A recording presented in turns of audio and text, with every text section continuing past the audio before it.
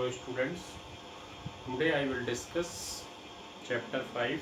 Okay, now my chapter 5 is complex number and quadratic equations.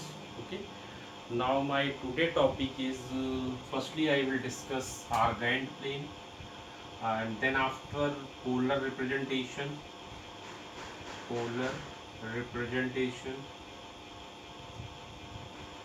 Okay, so now see, firstly I will discuss Argand plane. Suppose that z is equal to आपको given है 2 plus 3i.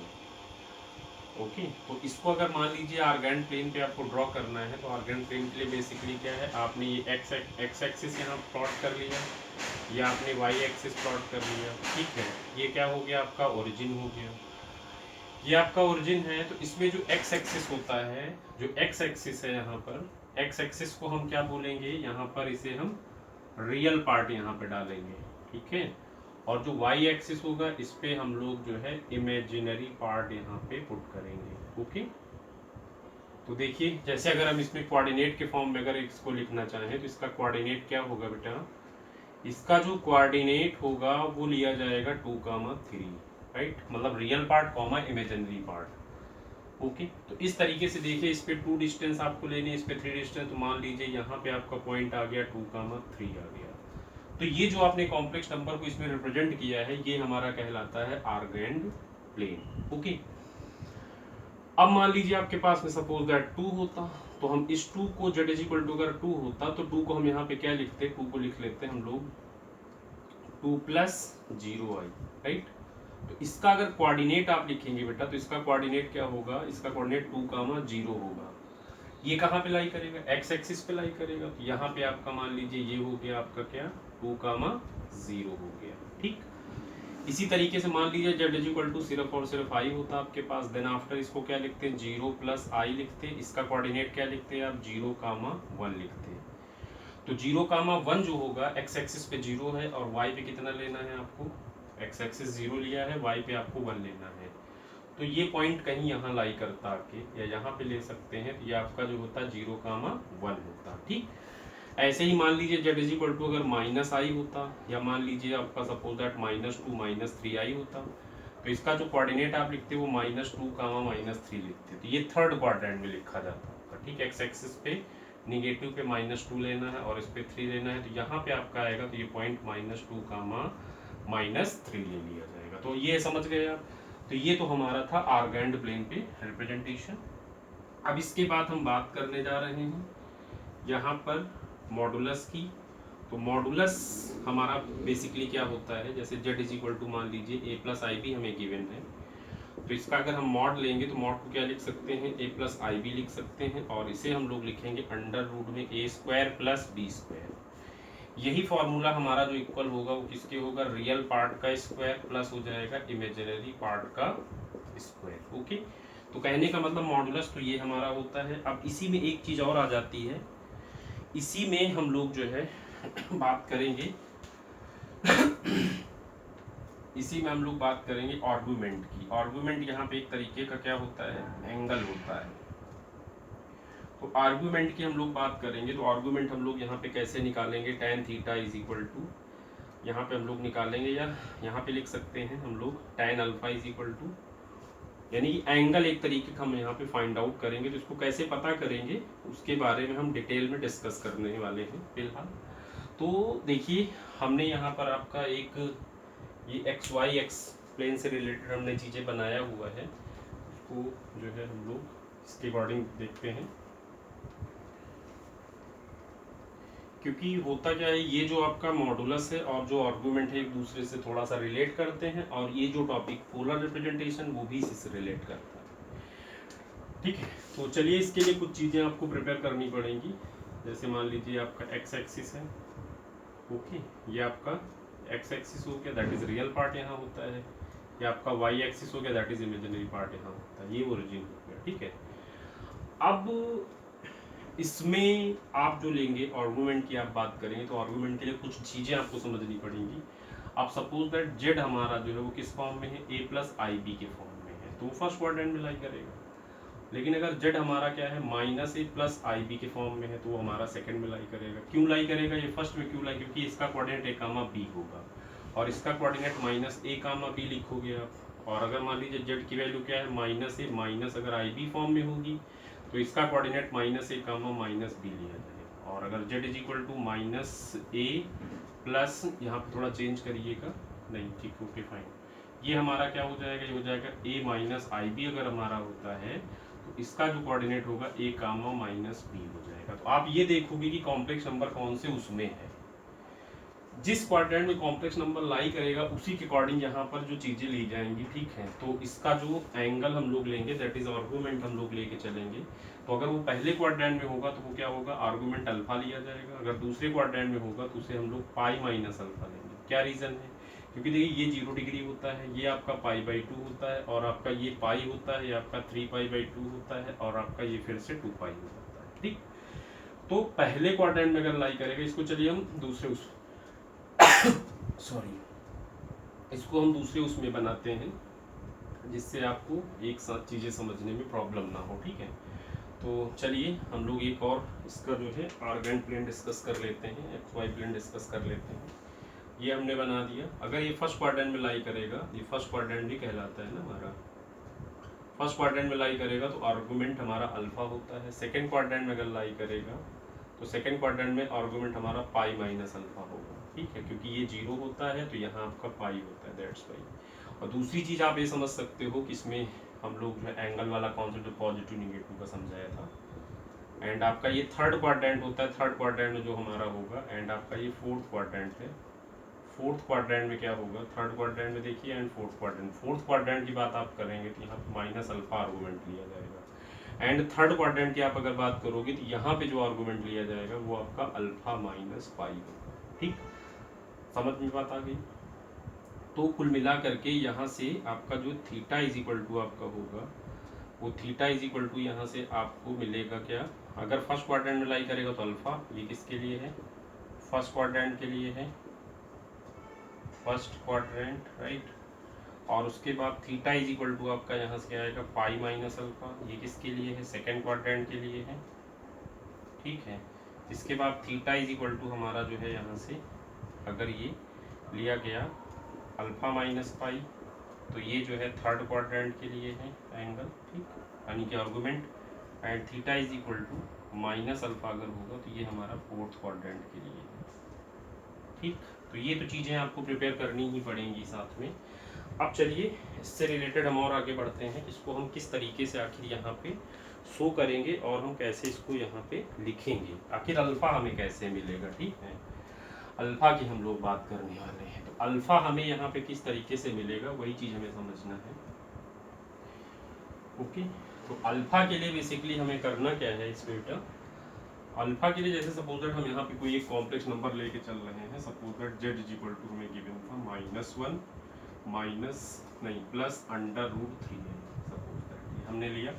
तो यहाँ से सबसे पहली चीज़ आप जो है क्या करोगे, यहाँ से आपको वैल्यू निकालनी पड़ेगी, ठीक है। वैल्यू किसकी निकालोगे आप जो है वैल्यू अल्फा की निकालिए। तो कुल मिला के यहाँ से जो tan अल्फा आप लिखेंगे वो क्या लिखेंगे, मॉड में tan थीटा। अच्छा tan थीटा क्या होगा, tan थीटा हमारा जो होगा वो होता है इमेजिनरी पार्ट अपान रियल पार्ट। इमेजिनरी पार्ट इसमें मॉड ले रहे हैं, इमेजिनरी पार्ट कितना है √3 है और रियल पार्ट कितना है -1। इसका अगर आप मॉड लोगे तो ये चीज़ यहाँ से कितनी आपको मिल गई √3 दैट इज पॉजिटिव, यानी कि tan alpha is equal to आपका क्या आ गया इतना। और ये वैल्यू किसकी होती है यहाँ पे tan पाई बाई 3 की होती है। तो ये tan alpha is equal to आपको ये मिल गया, अल्फा इज इक्वल टू अगर आप निकालेंगे तो ये आपको पाई बाई 3 मिल गया, ओके। हम क्या बात कर रहे हैं, इसका आर्गुमेंट क्या होगा और इसका पोलर रिप्रेजेंटेशन क्या होगा, दोनों के लिए हमें काम एक ही करना है, ठीक है। अभी हम जो बात कर रहे हैं इसका पोलर रिप्रेजेंटेशन, सॉरी आर्गुमेंट की बात कर रहे हैं, राइट, आर्गुमेंट। तो अल्फा हमने यहाँ से पता कर लिया। अब जो है हम क्या लिखेंगे यहाँ सोल्यूशन में, अब इसके बाद अल्फा की वैल्यू हमें मिल गई। अब हम लोग यहाँ पर लिखेंगे since z is equal to जो है हमारा -1 प्लस √3i कहाँ लाई करता है, लाइज इन किस क्वाड्रेंट में लाई करता है, इसके अकॉर्डिंग देखिए ये हमारा लाई करता है second quadrant, second quadrant, right. अब अगर ये सेकेंड क्वाड्रेंट में लाई करता है तो इसके लिए जो आर्गुमेंट होगा, आर्गुमेंट हमारा क्या होगा, इसके लिए जो आर्गुमेंट यानी कि थीटा होता है सेकेंड क्वाड्रेंट के लिए, वो क्या होता है, पाई माइनस अल्फा होता है। तो बेटा पाई को एज इट इज और अल्फा की वैल्यू आप यहाँ से पता कर चुके हैं, इसको यहाँ पुट करेंगे तो पाई बाई 3 हो जाएगा, सॉल्व करेंगे तो ये वैल्यू कितनी आ गई, 2 पाई बाई 3 हो गई। ओके, तो आपने देखा इसका जो आर्गुमेंट है वो कितना हो गया, वो हमारा हो गया 2 पाई बाई 3 हो गया। ठीक, आर्गुमेंट आपको पता चल गया। ओके, अब इसी कॉम्प्लेक्स नंबर का आप पता कर लीजिए मॉड, जेड निकाल लीजिए, जेड मॉडुलस पता करिए तो -1 प्लस अंडर रूट 3i। अब अगर इसको सॉल्व करोगे तो फॉर्मूला मैंने बताया था रियल पार्ट का स्क्वायर और प्लस इमेजिनरी पार्ट का स्क्वायर। तो बेटा इसको सॉल्व करोगे तो अंडर रूट में 1 + 3 दैट इज कितना मिलेगा, अंडर रूट में 4 मिलेगा। इसको सॉल्व करोगे तो 2 आ गया, ये 2 हमारा हो गया मॉड ऑफ जेड। ओके, तो अभी हम लोग इसको जो है पहले डिस्कस करते हैं कि इसको हम लोग जो है उसमें आर्गेंड प्लेन में यानी कि पोलर फॉर्म को हम कैसे उसमें डिस्कस करेंगे। ठीक है, आर्गुमेंट हमारा हो गया, आर्गुमेंट की वैल्यू आप समझ गए ना, पोलर फॉर्म में इसको कैसे रिप्रेजेंट करना है ये समझिए, मतलब इसको आर्गेंड प्लेन में कैसे रिप्रेजेंट करना है ये समझिए। तो ये हो गया हमारा, ये हो गया। ठीक है, ये देखिए पाई बाई 2 की लाइन ये होती है, 2 पाई की लाइन ये होती है, सॉरी पाई की लाइन ये होती है, 3 पाई बाई 2 ये होता है एंड आपका 2 पाई ये होता है, इसे हम लोग 0 भी कह लेते हैं। ठीक है, तो यहाँ पर एंगल कितना है, 2 पाई बाई 3 मतलब 120 की बात कर रहे हैं, तो इसके आगे यहाँ पे होंगे तो आप क्या करोगे 90, तो ये हो गया 90 में 30 और प्लस करना होगा तभी तो 120 मिलेगा। तो मान लीजिए 30 प्लस करने पे यहाँ कहीं आ गया। ठीक है, तो ये जो एंगल है इतना, इस एंगल को आप देख रहे हैं ना, ये जो एंगल हमारा है, इस एंगल की जो वैल्यू होगी कितनी होगी, इस एंगल की वैल्यू 2 पाई बाई 3 ली जाएगी यहाँ पे। इस एंगल को हम यहाँ पे लिख देते हैं 2 pi by 3। Okay, this is 2 pi by 3। अभी ये काम खत्म नहीं हुआ इसका रिप्रेजेंटेशन का। अब हम ये देखेंगे कि इसका मॉडुलस कितना है, इसका जो है मॉडुलस कितना, तो मॉडुलस हमने कितना निकाला था, 2 निकाला था। तो अब इस पे हम 2 यूनिट यानी कि स्केल से 2 यूनिट ले लेंगे, तो एक यूनिट मान लीजिए ये हो गया, दूसरा यूनिट ये हो गया। ठीक है, यहाँ पर आप एक पॉइंट लिखेंगे, उस पॉइंट का कोऑर्डिनेट लिख देंगे। पॉइंट का कोऑर्डिनेट कितना है हमारा, -1 अंडर रूट 3, राइट। पॉइंट का कोऑर्डिनेट आपने लिख दिया और ये यहाँ पे आपने P पॉइंट कर लिया, इसको O आपने कर दिया। ठीक है, तो ये जो आपने रिप्रेजेंटेशन किया है, हम किसी भी कॉम्प्लेक्स नंबर को जो है कैसे रिप्रेजेंट करेंगे। ओके, मतलब ये हमारा यहाँ पे पोलर फॉर्म भी हमारा आ गया और दूसरी चीज़ क्या है, यहाँ पे इसका जो है पोलर रिप्रेजेंटेशन भी आ गया। इससे पहले हमने ऑर्गेन प्लेन का डिस्कशन किया, तो इस तरीके से आप इसको एक्सप्लेन कर सकते हैं। जरूरी इसमें क्या है कि आप ये देखिएगा कि कॉम्प्लेक्स नंबर लाई किधर करता है, ये चीज़ जरूरी है। दूसरी चीज़ जो हमने tan अल्फा लिया है वो मॉड ऑफ tan थीटा लेना पड़ेगा, और tan थीटा की जो वैल्यू होती है वो क्या होती है, IP/RP।